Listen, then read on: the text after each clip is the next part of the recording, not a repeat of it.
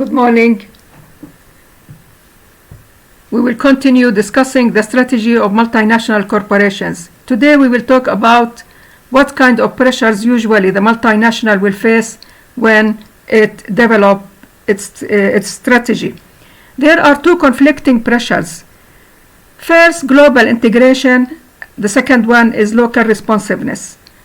On these two pressures, usually global integration, it pushes to standardize and concentrate configuration, which gives the maximum efficiency. The other one, which is local responsiveness, is the pressure for separating a standardized whole into its component parts, which means the piece configuration, and to adapt to coordination. So let us see what drivers usually for global integration, which is the first pressure that usually multinational will face. Globalization of markets and efficiency gains of standardization.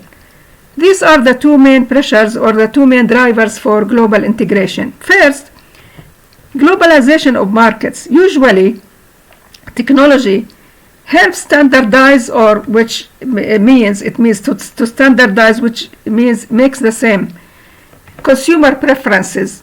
What do you mean by consumer preference? Which is the first choice of the consumer of the goods that he wants to buy from international markets.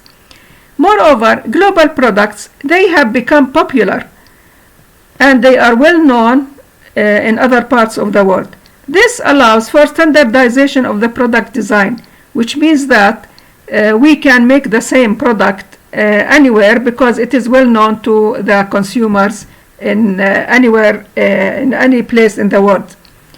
The second driver is the efficiency gains of standardization. Usually, standardization is attractive to companies. Why?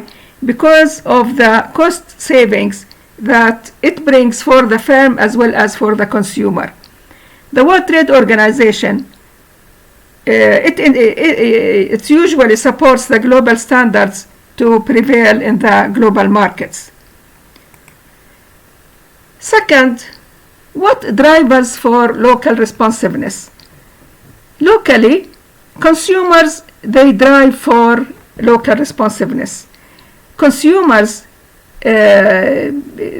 usually, they have so many preferences. For this reason, to be locally responsive is the need to respond to these preferences of the consumers. As consumers, they are willing to pay high prices to get what they really want from any product.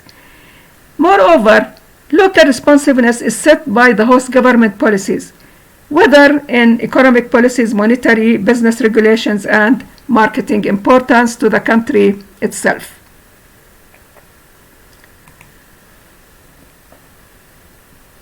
We have certain strategies which are being followed by multinational corporations. We have international strategy, multi-domestic strategy, we have global strategy, and finally transnational strategy.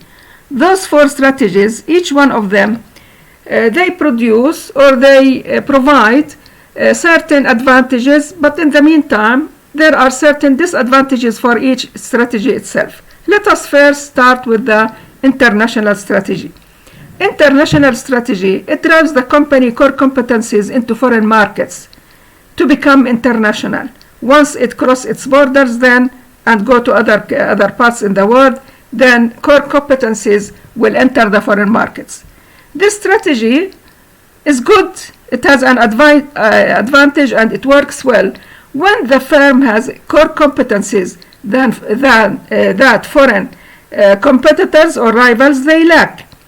Pressures for local integration and local responsiveness, in this case, it is very low.